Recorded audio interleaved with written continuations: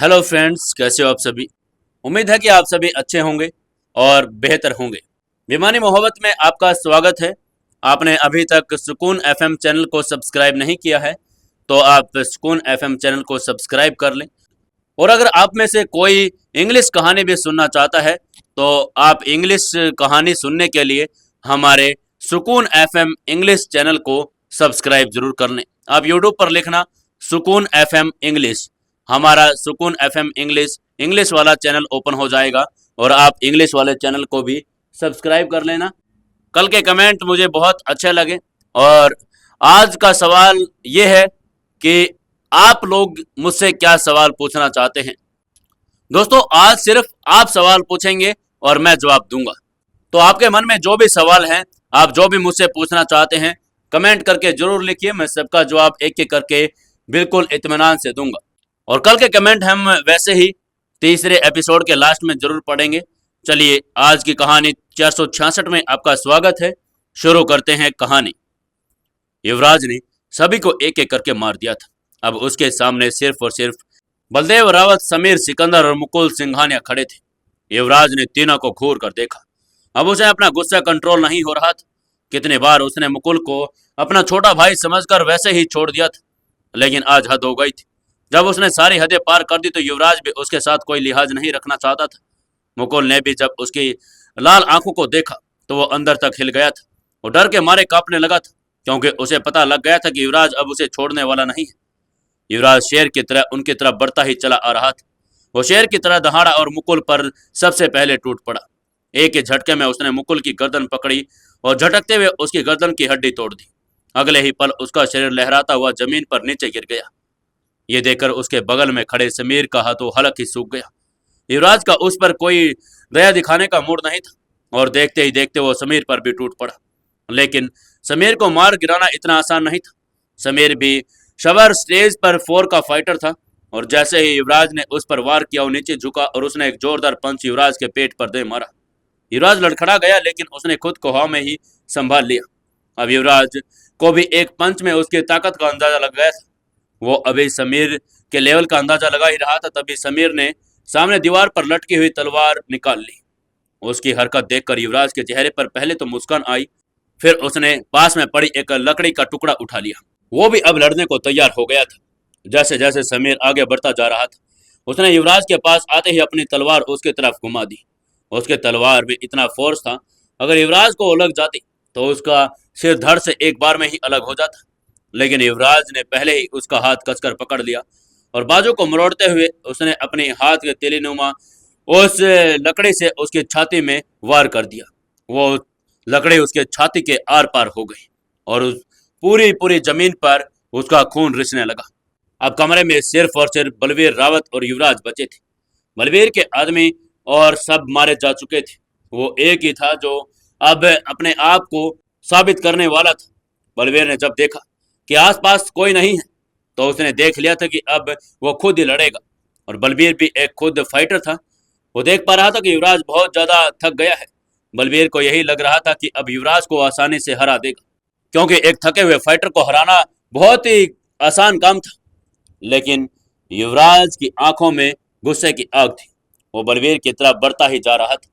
जैसे युवराज बलबीर के पास पहुंचा, तभी बलबीर अपने जगह से थोड़ा सा पीछे हटा और घूमते हुए एक किक उसने युवराज के जबड़े पर दे मारी, जिससे युवराज का अपना पूरा बैलेंस बिगड़ गया। वो सामने से दीवार पर जाकर टकरा गया। युवराज ने दीवार का सहारा लेते हुए खड़े होने की कोशिश की और बलबीर की तरफ घूर कर देखने लगा। तभी बलबीर रावत ने हंसते हुए कहा, आखिर तुमसे मिलकर बहुत अच्छा लगा युवराज। मैं तो कब से चाहता था कि तुमसे भेंट हो जाए, लेकिन तुम भी हमें बार बार गोल गोल घुमा रहे थे। चलो, आज मुलाकात हो गई, मुझे बहुत अच्छा लग रहा है और शायद अब ये तुम्हारी आखिरी मुलाकात होगी। लेकिन युवराज ने उसकी बात का कोई जवाब नहीं दिया।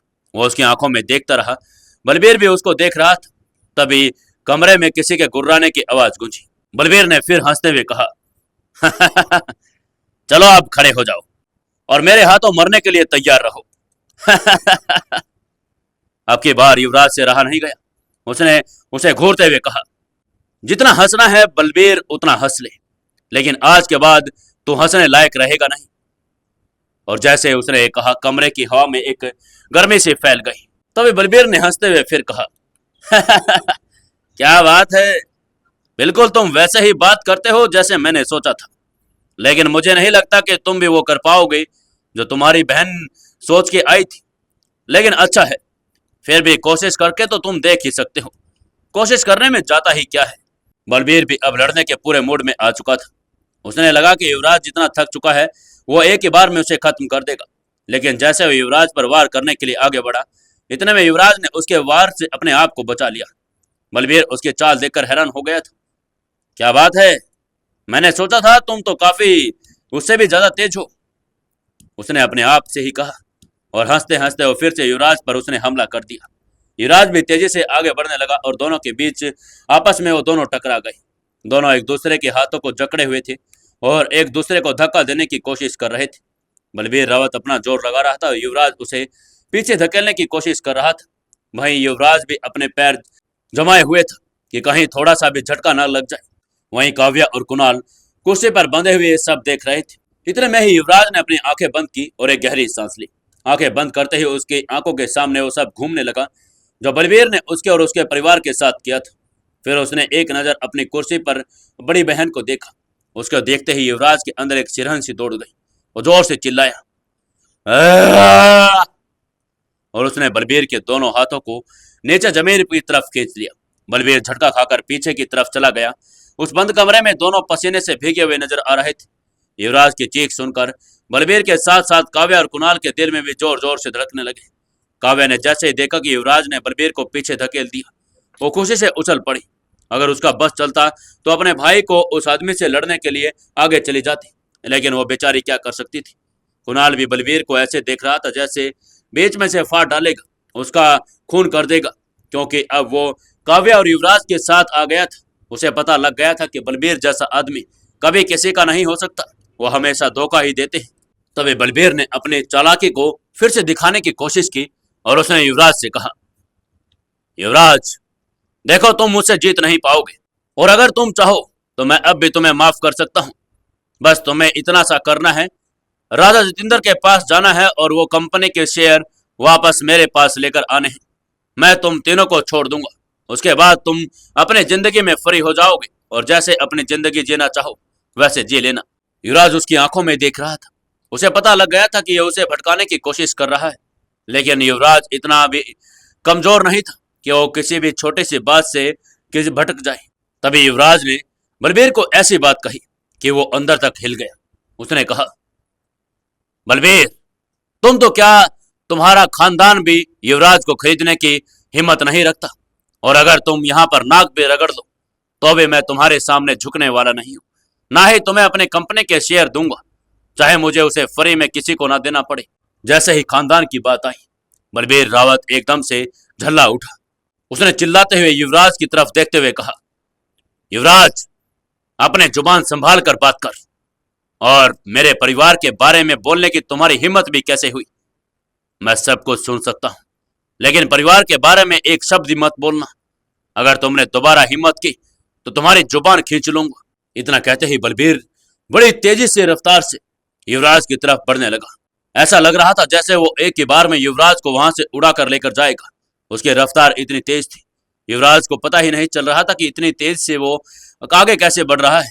लेकिन युवराज ने अपने मन को शांत किया और कंसंट्रेट किया और देखा कि वो कौन सी टेक्निक अपनाने की कोशिश कर रहा है।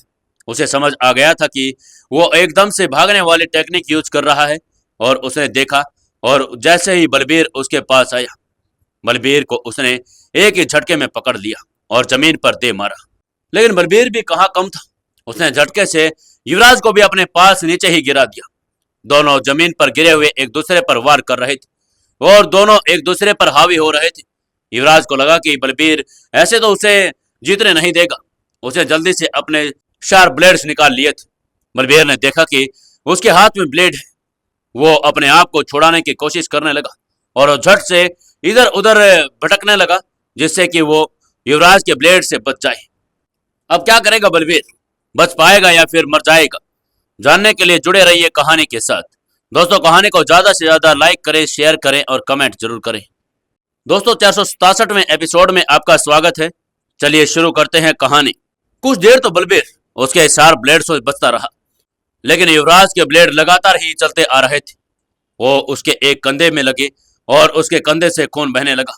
उसका कुर्ता फट गया और कुर्ता हवा में उड़ाते हुए कांवर कुणाल के पैरों में जा गिरा। बलबीर ने अपना खून साफ किया और युवराज की तरफ गुस्से में देखने लगा। तब बलबीर की नजर पीछे दीवार पर पड़ी तलवार पर गई।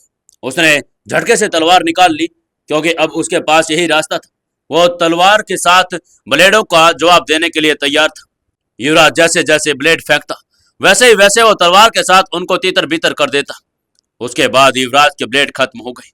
मौके का फायदा उठाते ही बलबीर ने युवराज की तरफ बढ़ना शुरू कर दिया। धीरे धीरे वो बलबीर युवराज की तरफ बढ़ता ही जा रहा था। बलबीर ने अंदाजा लगा लिया था कि अब युवराज के पास कोई हथियार नहीं बचा है और उसके पास ये सही मौका है कि वो जाकर युवराज को एक ही झटके में खत्म कर दे। जैसे ही वो आगे बढ़ता जा रहा था, युवराज भी थोड़ा थोड़ा पीछे खिसकता चला जा रहा था, क्योंकि युवराज भी अब डरने लगा था। लेकिन बलबीर इतना चालाक था, उसने सीधा वार करने के बजाय वो जमीन पर झुका। युवराज को लगा कि ये क्या कर रहा है, ये कहीं कोई मजाक तो नहीं कर रहा, कहीं बलबीर अपने घुटने तो नहीं टेक दी। लेकिन बलबीर जैसे ही जमीन में झुका, उसने जमीन से अपने हाथों में मिट्टी उठाई और हवा में उड़ा दी। मिट्टी उड़ते ही युवराज को पता ही नहीं चला कि कब मिट्टी उसकी आंखों में घुस गई। उसके लिए देख पाना बिल्कुल अंधेरे जैसा हो गया था।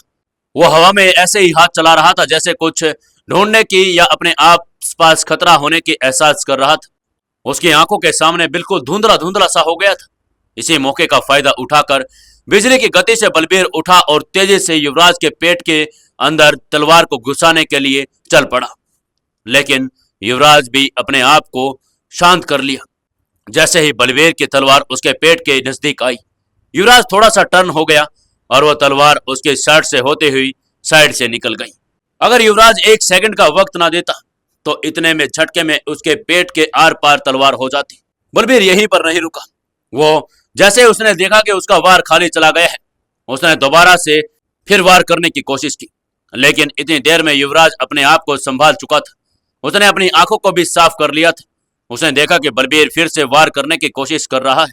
वो झटके में मुड़ा और उसने झटके के साथ बलबीर को एक तेज किक मार दी। बलबीर थोड़ा सा डगमगा गया, लेकिन उसके झटके में एक और वार कर दिया और वो ये वार युवराज के जाकर लग गया। युवराज वहीं जमीन पर ढेर हो गया। युवराज के सांसें तेज हो गई थी और वो उठने की हालत में नहीं था।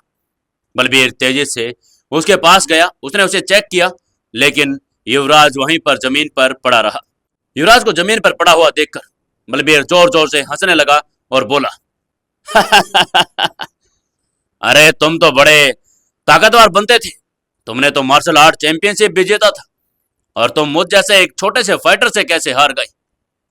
लेकिन लेकिन तुमने कभी पता नहीं किया बलदेव रावत आखिर चीज क्या है। तुमने तो कभी सोचा भी नहीं होगा कि बलदेव रावत, रावत परिवार और रावत खानदान कभी किसी के सामने झुका नहीं और ना ही कभी झुकेगा। मार्शल आर्ट तो हमारा बरसों पुराना पुश्तैनी आर्ट रहा है और तुम जैसे आजकल के छोटे मोटे नौजवान हमें क्या सिखाएंगे। तुमने क्या सोचा था कि बलबीर रावत को मारना आसान होगा? अब देख लिया नतीजा। और तुम, ए लड़की, तुम क्या कह रही थी कि युवराज आएगा और वो सबको मार डालेगा। लेकिन तुमने कभी सोचा भी है कि तुम किसके बारे में ये बात कह रही थी? अरे हमें रावत परिवार ऐसे ही नहीं बोला जाता। और अब मैं देखता हूं कि तू क्या कर लेगी। इस कुणाल को तो मैं मौत के घाट अभी उतार दूंगा, फिर देखना मैं तेरे साथ क्या करता हूं। तुझे तो मैं अपनी पटरानी बनाकर रखूंगा। लेकिन इधर युवराज युवराज अभी तक मरा नहीं था और ना ही उसको कुछ हुआ था। उसने तो सिर्फ एक बहाना किया था। वो देखना चाहता था कि बलबीर रावत किस हद तक गिर सकता है और वो क्या कर सकता है, क्योंकि उसे पता चल गया था कि वो बलबीर रावत को इतनी आसानी से हरा नहीं पाएगा।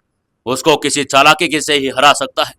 उसने ये चाल चली थी कि वो एकदम से मरने का नाटक करेगा और बलबीर जैसे ही उसे दूरी बढ़ा लेगा और उसके बाद युवराज एकदम से हमला करेगा।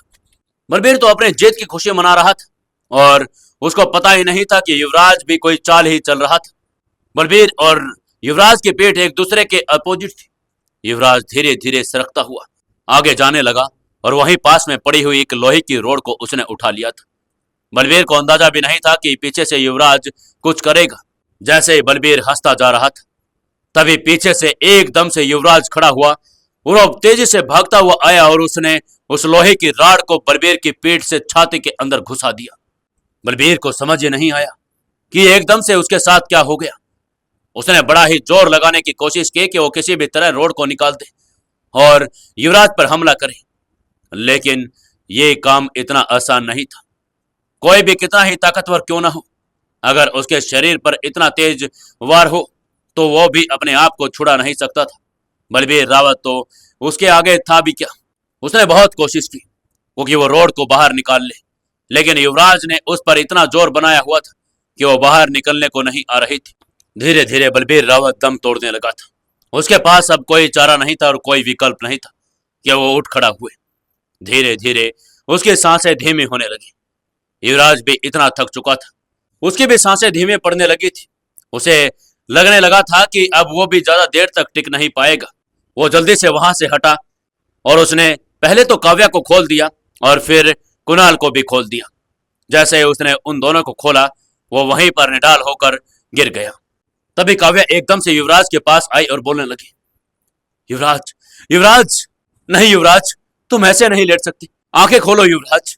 तभी कुणाल ने युवराज के पास आकर कहा, युवराज, युवराज मुझे माफ कर दो युवराज, मैं लालच में इतना अंधा हो गया था कि मैंने तुम पर भी विश्वास नहीं किया और अपनी बीवी पर भी विश्वास नहीं किया और यह सब मेरी वजह से हुआ है, मुझे माफ कर दो युवराज।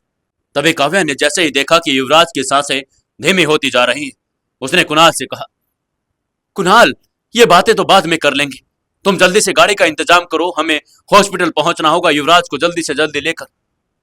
कुणाल वहां से झटके से खड़ा हुआ और उसने आसपास देखा कि वहीं टेबल पर एक गाड़ी की चाबी रखी हुई थी। उसने जल्दी से बोलते हुए कहा, काव्या, काव्या जल्दी करो, मुझे गाड़ी की चाबी मिल गई है। काव्या ने युवराज की उठाने की कोशिश की, तभी कुणाल भी वहां पर आ गया और दोनों ने मिलकर युवराज को उठा लिया। उठाते ही वो लोग उसको बाहर ले आए और गाड़ी में बैठा दिया। गाड़ी में बैठाकर वो सभी के सभी हॉस्पिटल की ओर रवाना हो गए थे। काव्या गाड़ी में युवराज का हाथ पकड़े हुए बैठी थी और बोलते जा रही थी, युवराज, तुम्हें कुछ नहीं होगा युवराज, मैं तुम्हें कुछ भी नहीं होने दूंगी। वो उसे लगातार यकीन दिलाती जा रही थी कि वो उसकी बहन उसे कुछ भी नहीं होने देगी। आपको क्या लगता है दोस्तों, क्या युवराज बच पाएगा या फिर असल में उसे कुछ हो जाएगा? कहीं बलबीर रावत मर गया था या फिर वो भी अभी जिंदा था? क्या होगा आगे कहानी में, जानने के लिए जुड़े रहिए कहानी के साथ। हेलो दोस्तों, 368वें एपिसोड में आपका स्वागत है। अगर आपने अभी तक वीडियो को लाइक नहीं किया है तो दोस्तों वीडियो को लाइक जरूर कर दें और एक प्यारा सा कमेंट करके हमें जरूर बताएं। और साथ ही आज जो आपका दिन है सवाल पूछने का, तो आप मुझसे कोई भी सवाल पूछ सकते हैं। चलिए शुरू करते हैं कहानी। काव्या और कुणाल युवराज को लेकर अस्पताल लेकर आ रहे थे। जैसे ही वो लोग थोड़ी देर में युवराज को लेकर हॉस्पिटल पहुंच गए। हॉस्पिटल पहुंचते ही डॉक्टरों की टीम ने युवराज को आईसीयू वार्ड में भर्ती कर लिया और युवराज का इलाज शुरू कर दिया। काव्या आईसीयू के बाहर खड़ी होकर बार बार प्रार्थना कर रही थी, हे भगवान, मेरे भाई को कुछ मत होने देना, मेरा भाई मेरे लिए बहुत कीमती है, प्लीज भगवान मेरे भाई को बचा लेना, उसकी कोई गलती भी नहीं थी। वहीं पास में बैठे मेज पर कुणाल भी अपने आप को कोसते जा रहा था। वो अपने आप से ही बोलता जा रहा था, क्यों किया मैंने ऐसा, मुझे एक बार ऐसा करने से पहले सोचना तो चाहिए था।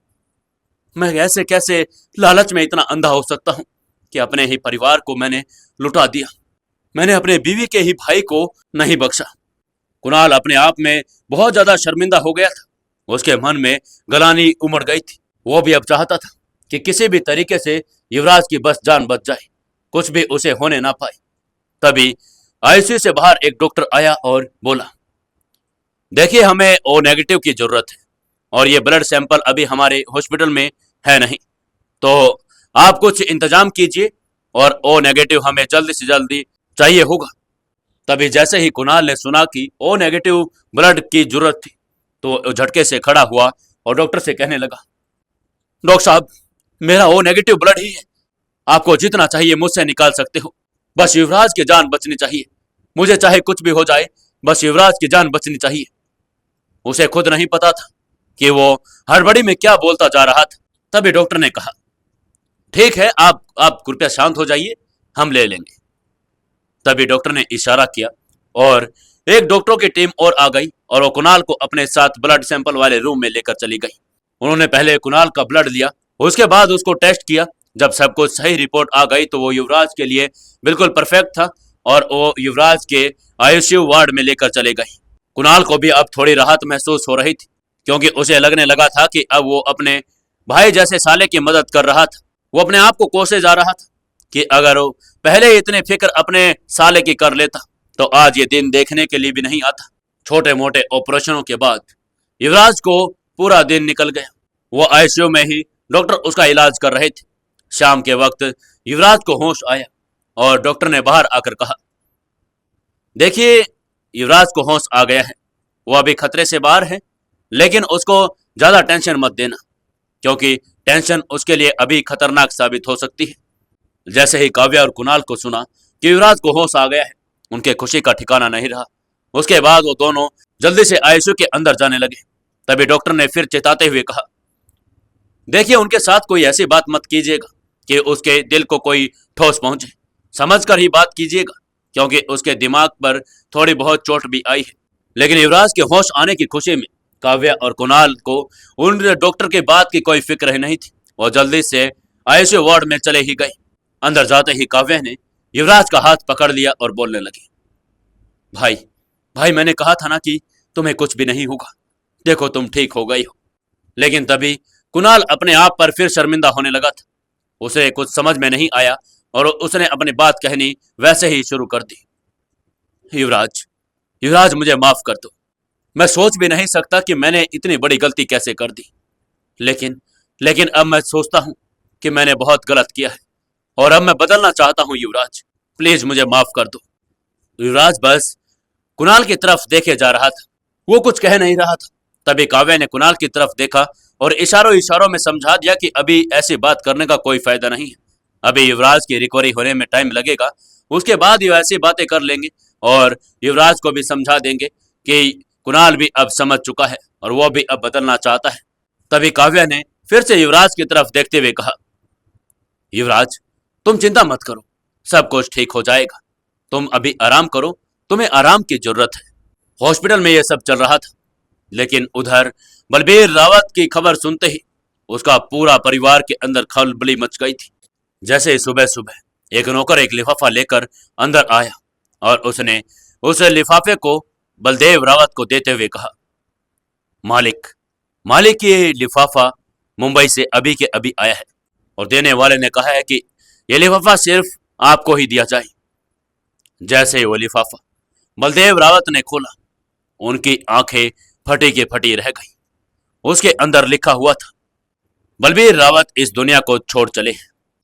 जैसे ही ये शब्द बलदेव रावत ने देखे, उनके पैरों तले की जमीन खिसक गई। उन्हें विश्वास ही नहीं हो रहा था कि बलबीर रावत कभी इस तरीके से खत्म हो जाएगा, क्योंकि बलबीर रावत कोई आम आदमी तो था ही नहीं, उस तक पहुंचने की किसी की हिम्मत भी नहीं थी और आज उसी को किसी ने मार दिया था। ये हो कैसे सकता था? तभी बलदेव रावत की आंखों में गुस्सा तैरने लगा। धीरे धीरे ये बात पूरे घर में फैल गई। रावत परिवार में मातम का माहौल बन गया था। जैसे ये बात बलबीर रावत के छोटे भाई विक्रम रावत को पता चली, वो दौड़ता हुआ बलदेव रावत के पास आया और बोलने लगा, भैया, भैया, ये सब कैसे हो गया और किसने किया है ये सब? लेकिन बलदेव रावत ने कहा, विक्रम, शांत हो जाओ, अभी पहले मुंबई जाओ, बलबीर की बॉडी यहां ले आओ।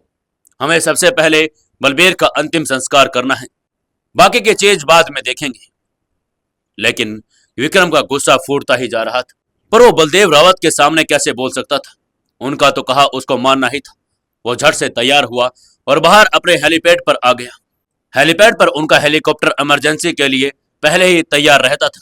वहां आते ही विक्रम ने जोर से पायलट से कहा, जल्दी चलो, हमें मुंबई चलना है। और जैसे ही पायलट ने सुना कि मुंबई जाना है, उसने जल्दी से हेलीकॉप्टर को स्टार्ट कर लिया और उसके बाद वो सीधे मुंबई की ओर रवाना हो गई।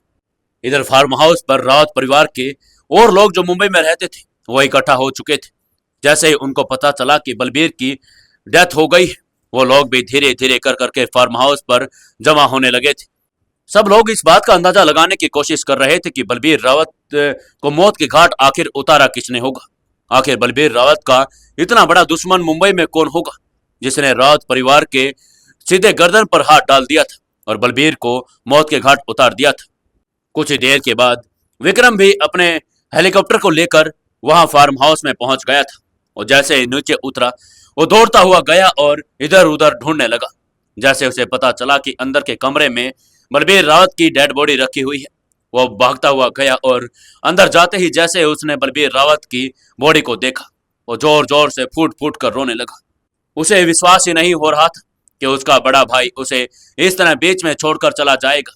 बलबीर रावत पूरे रावत परिवार की ऐसी ताकत था और सबसे बड़ा होने के नाते सब कुछ उसके हाथों में ही था। सब डिसीजन वही लेता था क्योंकि बलदेव रावत ने सारी कमान बलबीर रावत को ही सौंप रखी थी। सभी काम बलबीर रावत की देख रेख में होते थे और आज वही बलबीर रावत रावत परिवार की शान मिट्टी में मिल चुकी थी।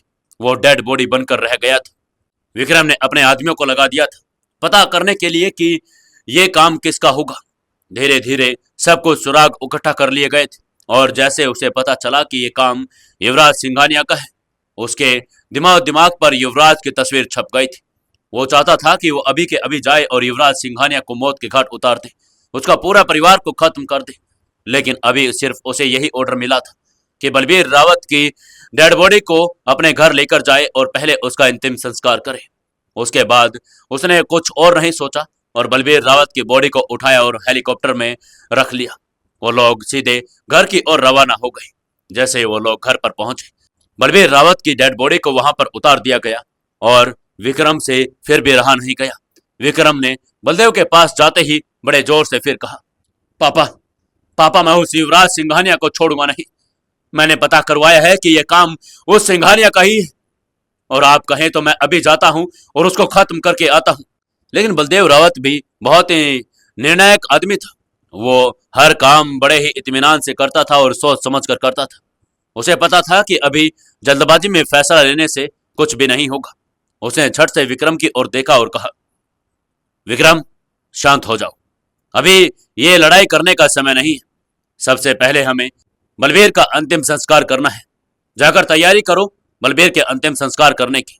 उसके बाद विक्रम वहां से चला गया और अपने भाई के अंतिम संस्कार की तैयारी करने लगा। लेकिन बलदेव रावत ने जितनी आसानी से बात कह दी थी उनका मन यह मानने को तैयार नहीं था। वो लगातार यही सोच रहा था कि क्या युवराज इतना ताकतवर हो गया है, उसने बलबीर रावत को मार दिया।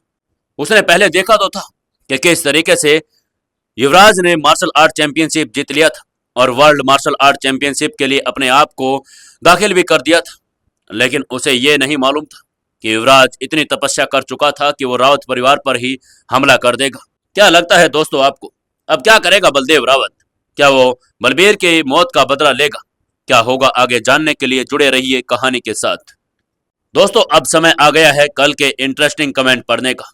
तो कमेंट में पहले महेंद्र कुमार जी लिखते हैं, वेरी नाइस स्टोरी भाई, थैंक यू सो मच भाई। राधे एफएम लिखते हैं, भाई शादी अभी हुई नहीं, गर्लफ्रेंड मर गई तो फीलिंग डैमेज है और वो चुड़ैल बनकर रात को सपने में डराती है मुझे। भाई आपके साथ ये बहुत गलत हो रहा है और आप अपने आप पर ध्यान रखें और अपने आप को बचा लें। सानूक चीती खत्री कहते हैं, if you are never the good best than anything in this world. तो इन्होंने बहुत ही गहरी बात कही है कि अगर आप भगवान नहीं है तो आप कुछ भी नहीं है।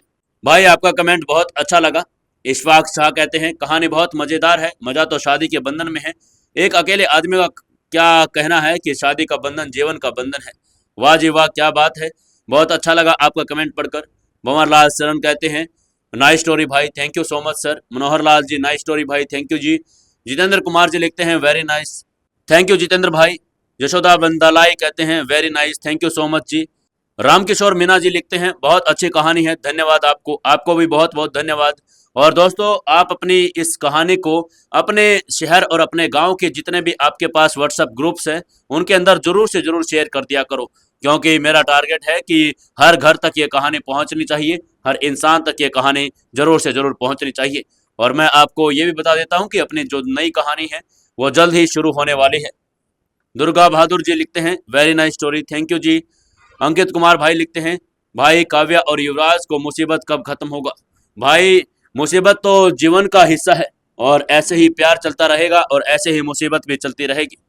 सुरेश मेहरा जी लिखते हैं फतेहाबाद से, भाई साहब घरवाली लाने के बाद घर में एकदम से निकोन अनेकों सामान लाना पड़ता है। इससे तो अच्छा है अकेला इंसान अपने तैक से जिंदगी जिए और शादी तो बर्बादी है। अरे सर सुरेश जी, आपको लगता है कि शादी बर्बादी है? क्या बात है जी।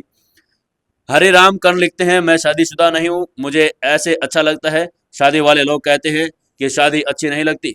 शादी किस चीज़ की ऐसी है कि जिसकी हो गई वो भी पछताता है और जिसकी नहीं हुई वो भी पछताता है।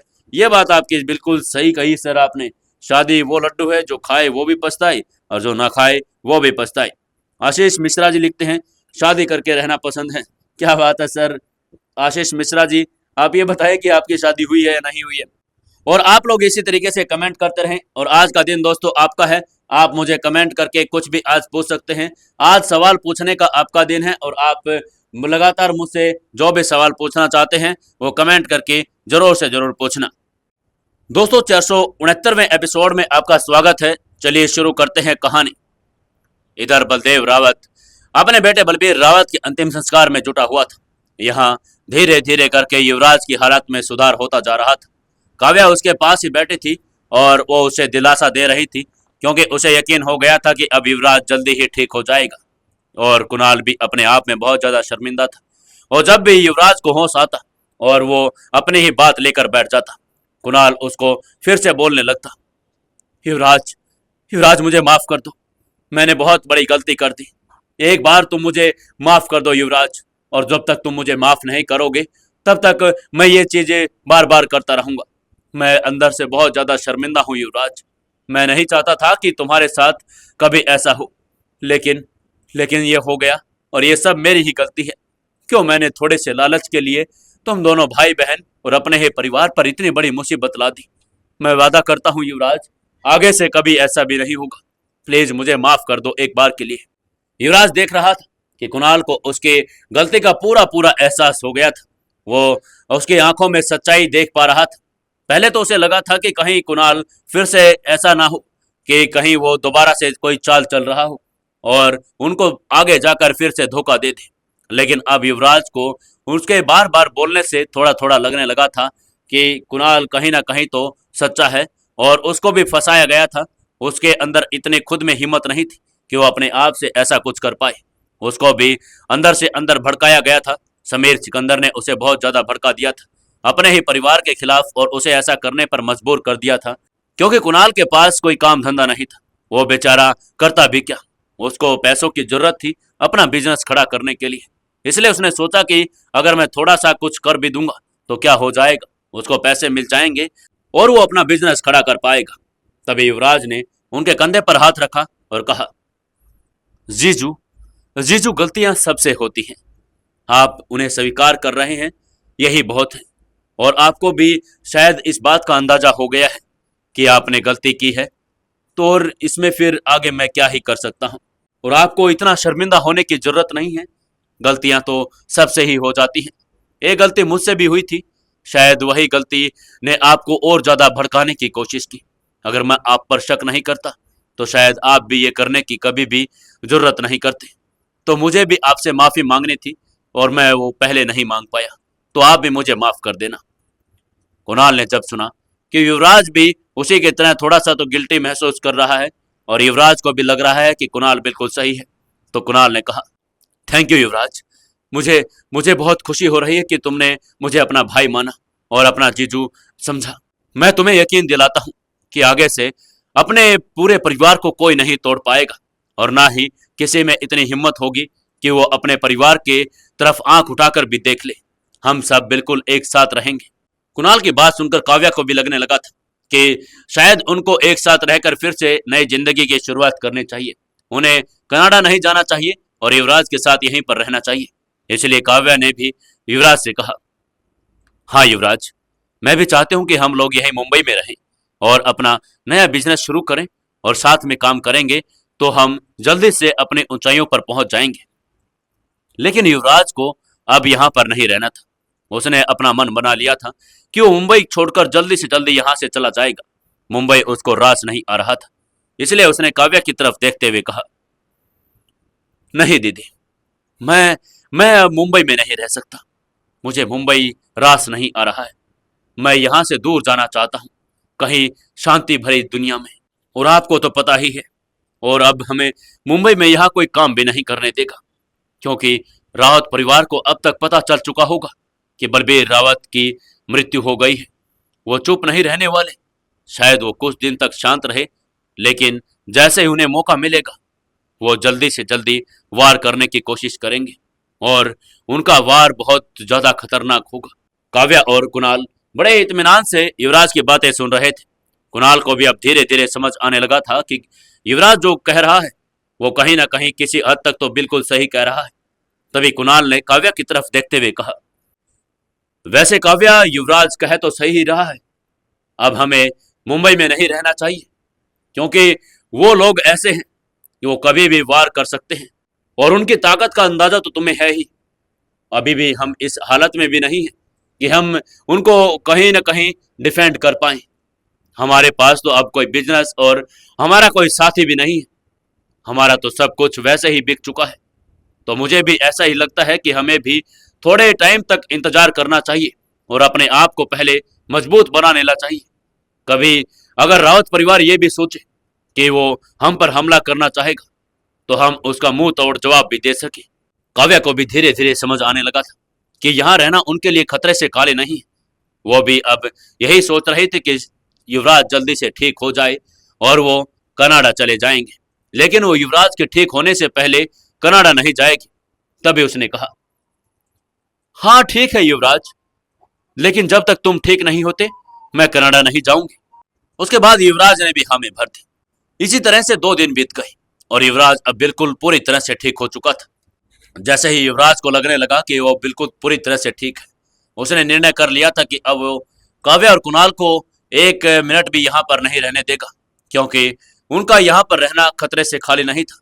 कभी भी कुछ भी हो सकता था। इसलिए उसने निर्णय कर लिया था कि जैसे ही काव्या और कुणाल उसके पास आएंगे, आज वो उनसे कह देगा कि वो जल्दी से जल्दी अपने टिकट बुक करें और आज ही कनाडा के लिए निकल जाएं। दोपहर में जब खाना लेकर काव्या और कुणाल वहां युवराज के पास आए, तो युवराज ने काव्या से कहा, दीदी, अब मैं बिल्कुल ठीक हूं और मैंने डॉक्टर से बात की है। अभी मुझे डिस्चार्ज भी मिल जाएगा। तो एक काम करो, आप अभी अपनी फ्लाइट की टिकट बुक कर लो और आप लोग आज शाम को ही कनाडा के लिए चले जाओ। मैं चाहता हूं कि आप लोग यहाँ ज्यादा परेशान ना हो और अपनी लाइफ को जल्दी से जल्दी शुरू कर लो। और वैसे यहाँ भी कोई कम खतरा नहीं है। कुणाल ने भी उसके बाद में हामी भर ली। काव्या को भी अब लगने लगा था कि अब उन्हें जाना ही पड़ेगा, क्योंकि उनके पास कोई और दूसरा विकल्प भी नहीं था। कुछ देर के बाद युवराज का डिस्चार्ज समरी भी तैयार हो गया और युवराज को डिस्चार्ज भी मिल गया, क्योंकि उसने आज सुबह ही डॉक्टर से बात कर ली थी कि उसे दोपहर में आज डिस्चार्ज मिल जाना चाहिए। डिस्चार्ज मिलने के बाद जैसे ही वो लोग गाड़ी में बैठे और सिंघानिया हाउस पहुंचे, सबरा उनका बेसब्री से इंतजार ही कर रही थी। जैसे वो लोग घर के अंदर एंटर हुए, सबरा भागती हुई आई और युवराज से लिपट कर रोने लगी और बोली, बाबा, बाबा आप ठीक तो है ना? मालिक का शुक्र है कि आपको कुछ हुआ नहीं। मेरी तो ये सुनते ही जान निकल गई थी कि आपको एक दिन तो होश ही नहीं आया। मैं वहां आई भी थी, लेकिन आप उस दिन होश में नहीं थे। बाबा, बाबा आप अब ठीक है ना? युवराज ने कहा, हाँ सबरा, मैं ठीक हूं। तुम एक काम करो, जल्दी से सबके लिए कॉफी बना दो। उसके बाद आज शाम को काव्या और कुणाल कनाडा के लिए जाएंगे और आज इनके लिए खास डिनर भी तैयार करवाना। उसके बाद सबरा अपने काम में लग गई। काव्या, कुणाल और अपने कमरे में चले गए और युवराज अपने सोफे पर बैठ गया। काव्या जब कमरे में आई तो उसने देखा कि कुछ सामान तो ऐसा था जिसको वो जल्दबाजी में पैक ही नहीं कर पाई थी। उसने एक और सूटकेस निकाला और धीरे धीरे कर वो सामान भी पैक करना शुरू कर दिया। थोड़ी ही देर में शाम हो गई। उसके बाद वो लोग सभी डाइनिंग टेबल पर आ गए और सबरा ने आज सबके पसंद का डिशेज बनाया था। सबको धीरे धीरे सर्व किया और सब लोग बड़े ही हंसते खेलते हुए एक परिवार की तरह खाना खाने लगे। उसके बाद वो लोग गाड़ी में बैठे और एयरपोर्ट की तरफ रवाना हो गए, क्योंकि शाम की फ्लाइट थी और वो लोग को 2 घंटे पहले एयरपोर्ट पर पहुंचना था। जैसे ही वो लोग एयरपोर्ट पर पहुंचे, एयरपोर्ट पर पहुंचने के बाद वो लोग वेटिंग एरिया में आ गए थे। जैसे ही अनाउंसमेंट हुई, काव्या और कुणाल अंदर जाने के लिए रेडी हो गई। काव्या जाते हुए युवराज से गले मिली, उसकी आंखों में आंसू आ गए थे और उसने युवराज से कहा, युवराज अपना ध्यान रखना और कभी भी तुम्हें अकेला महसूस हो तो या तो कनाडा आ जाना या फिर हमारे पास कॉल करना, हम तुरंत तुम्हारे पास आ जाएंगे। कुणाल ने भी युवराज को बड़ा ही दिलासा दिया और गले मिल लिया। उसके बाद वो लोग एयरपोर्ट के अंदर चले गए और अपने फ्लाइट की तरफ चले गए। उसके बाद युवराज भी अपने गाड़ी की तरफ आ गया था। वो गाड़ी में बैठा और रोड पर लगातार चलता जा रहा था। उसे अब खुद ही नहीं पता था कि वो कहाँ जाएगा, सिंघानिया हाउस जाएगा या फिर कहीं और ही जाएगा। जानने के लिए जुड़े रहिए अपने इस कहानी बेमानी मोहब्बत के साथ। दोस्तों, कहानी को ज्यादा से ज्यादा लाइक करें, शेयर करें और कमेंट जरूर करें। दोस्तों, 470वें एपिसोड में आपका स्वागत है। चलिए शुरू करते हैं कहानी। इधर युवराज एयरपोर्ट से बाहर निकल चुका था। वहीं कई दूर प्रतापगंज में एक पुरानी हवेली के अंदर वो एक चेहरा बड़ा ही उदास और जिसे लोग सब बा कहते थे, वह अकेली अपने यादों में जी रही थी। कभी हवेली ये बड़ी ही गुलजार हुआ करती थी। रसोई से उड़ती खुशबू और आंगन में मेलजोल की आवाज, सब तरफ चहल पहल रहती थी। बा और मंगला हॉल में बैठी हुई थी। पुराने रेडियो पर बड़े ही धीमे धीमे धुनें चल रही थी। मंगला ने मुस्कुराते हुए बा से पूछा, बा, आपको क्या लगता है युवराज और काव्या बेबी आपके जन्मदिन पर आएंगे या नहीं? बा ने खामोशी से एक लंबा सांस लिया। उनकी आंखों में हल्की सी नमी भी आ गई। फिर उन्होंने धीरे से कहा, बेटा, दिल तो बहुत कुछ कहता है पर जिंदगी हर बार वैसा नहीं करती। लेकिन आज जाने क्यों लग रहा है कि कुछ तो अब की बार जरूर अच्छा होगा।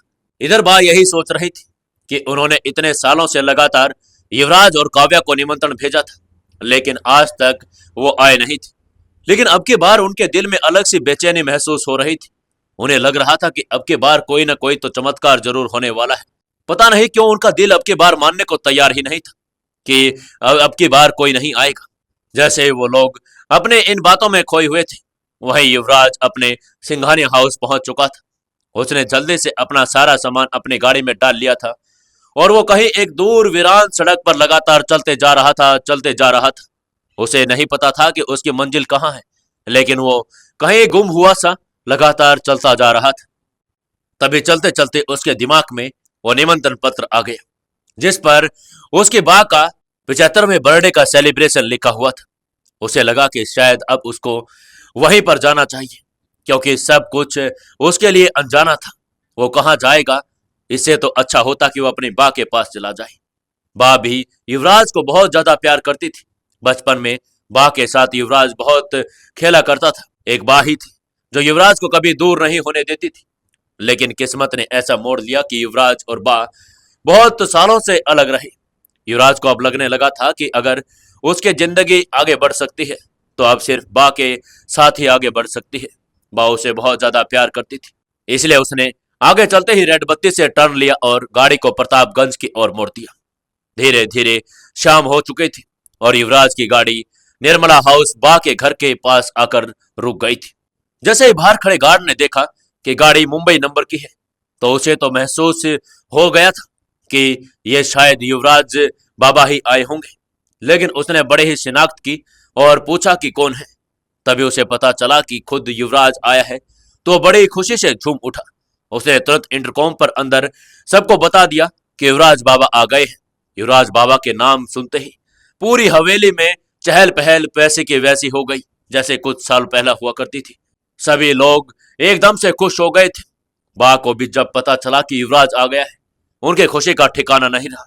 उन्होंने तुरंत मंगला से कहकर पूजा की थाली तैयार करवा ली और खुद युवराज को अंदर रिसीव करने के लिए गेट पर चली गई। जैसे ही युवराज अंदर बढ़ता जा रहा था, उसके दिल की भी धड़कनें लगातार तेज होती जा रही थी, क्योंकि उसे भी अपने वो पहले वाले दिन याद आ गए थे जब वो अपनी बा के पास रहा करता था। इसी हवेली में उसने इतना लंबा समय गुजारा था। हर चीज उसकी आंखों के सामने वैसे ही तैरने लगी थी जैसे वो बहुत साल पहले हुआ करती थी। जैसे जैसे वो मेन दरवाजे तक बढ़ रहा था, उसका मन भरने लगा था। उसकी आंखें अपने आप नम हो चली थी। वही यादें उसके दिमाग में रह रहकर घर कर रही थी। जैसे वो दरवाजे के पास पहुंचा, उसके हाथ लगाने से पहले ही झट से दरवाजा खुल गया और उसके सामने बा और मंगला खड़ी हुई थी। बा ने पूजा की थाली अपने हाथों में ली हुई थी। बा बड़े ही प्यार से युवराज की ओर देखने लगी। उन्हें लगने लगा कि ये युवराज वही है जो कभी उनकी गोद में खेला करता था। आज ये इतना बड़ा हो गया है। उनके भी खुशी से आंखें नम हो गई थी। तभी उन्होंने बड़े ही प्यार से युवराज की आरती उतारी और युवराज को गृह प्रवेश करवा लिया। जैसे युवराज ने अंदर कदम रखा, बा उससे लिपट गई और जोर जोर से उनके आंखों से आंसू भी टपकने लगे। ये आंसू खुशी के थे। उन्हें खुद ही नहीं पता चल रहा था कि उनकी आंखों से आंसू भी आ गए हैं। उन्होंने बड़े ही प्यार से युवराज का माथा और गाल सब कुछ चूम लिया और फिर से गले लगा लिया और कहा, मेरा बच्चा कैसा है मेरा बच्चा। युवराज कुछ भी नहीं कह पाया। वो भी इमोशनल हो गया था। उसके मुंह से कोई शब्द ही नहीं निकला। तभी बहा उसको लेकर अंदर चली गई। मंगला ने सारी तैयारी पहले से करी हुई थी, क्योंकि उन्हें लगा तो था कि युवराज शायद कभी भी आ जाए, लेकिन उन्हें यह नहीं पता था कि युवराज इतना जल्दी आ जाएगा। मंगला की भी आंखों में नमी आ गई थी, क्योंकि उसे वो दादी पोते का प्यार बड़ा ही देखकर सुहावना लग रहा था। जैसे ही बा और युवराज जाकर सोफे पर बैठे, मंगला ने तुरंत और नौकरों से कहकर उनके लिए पानी मंगवाया और चाय मंगवा ली थी। तभी युवराज ने जैसे ही पानी पिया, बा इधर उधर कुछ ढूंढ रही थी। बा ने देखा कि युवराज अकेला आया है। काव्या क्यों नहीं आई? उनके मन में एक टेस से उठ गई कि काव्या उनसे कोई नाराज तो नहीं है, या फिर वो आना नहीं चाहती थी, या फिर ऐसी क्या मजबूरी हो गई कि काव्या नहीं आई, सिर्फ अकेला युवराज आया है। उनसे रहा नहीं गया। उन्होंने झट से युवराज से पूछ लिया, बेटा तुम आ गए, बहुत खुशी हुई, लेकिन मुझे काव्या नहीं दिख रही, वो कहाँ रह गई? तभी युवराज ने कहा, बा दीदी तो कनाडा चली गई है, पर मैं आ गया हूं ना। आप चिंता क्यों कर रही हैं? हम बड़े खूब मजेदार तरीके से पार्टी करेंगे। बा ने कहा, बेटा पार्टी तो सिर्फ एक बहाना है। मैं तो कब से तुमसे मिलना चाहती थी। इतने साल हो गए, तुमने कभी पलटकर अपनी बा के पास आना जरूरी नहीं समझा। मैंने इतने इनविटेशन भेजे, मैं कब से तुमसे मिलना चाहती थी। युवराज भी इस बात का कोई जवाब नहीं दे पाया, क्योंकि वो मुंबई जाने के बाद इतना बिजी हो गया था अपने बिजनेस को लेकर, और उसके पास तो इतनी सारी मुसीबतें पहले से आई हुई थी। तभी उसने माहौल को हल्का करने की कोशिश की और कहा, अरे बा आप चिंता क्यों करती हैं, अब आ गया हूं ना, और हाँ अब मैं हमेशा के लिए आया हूं, अब मैं कभी वापस नहीं जाऊंगा। ये सुनते ही बा को अचानक कुछ ऐसा महसूस हुआ कि युवराज ऐसा क्यों कह रहा है।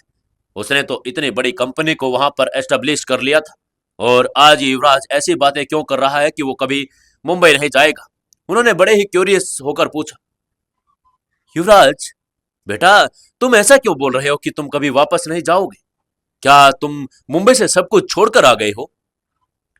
युवराज ने कहा, बा बा मैंने मुंबई छोड़ दी है, और काव्या दीदी भी कनाडा चली गई है, और मुंबई की इस भागदौड़ भरी जिंदगी से मैं अब थक गया हूं बा। मैं चाहता हूं कि कुछ दिन आराम से जिया जाए, बड़ी शांति से। मैं बहुत थक चुका हूं बा। मैं अब नहीं चाहता कि मैं मुंबई में कोई काम करूं। अब मैं यहीं आपके पास रहूंगा और यहीं अपनी नई जिंदगी की शुरुआत करूंगा। बा को भी पता था कि युवराज की जब शादी हुई थी, बा बहुत खुश थी, लेकिन जैसे ही बा को पता चला कि माही की मौत हो गई है और टीना की उसके साथ दूसरी शादी हुई है, लेकिन युवराज खुश नहीं था टीना से। उसके बाद बा को पता चला था कि टीना भी उसको छोड़कर चली गई है। बा हर बात की जानकारी रखती थी। बा चाहे युवराज के पास नहीं रहती थी, लेकिन मुंबई में जो जो हर दिन घट रहा था, बा को हर चीज की बुरे तरीके से जानकारी होती थी।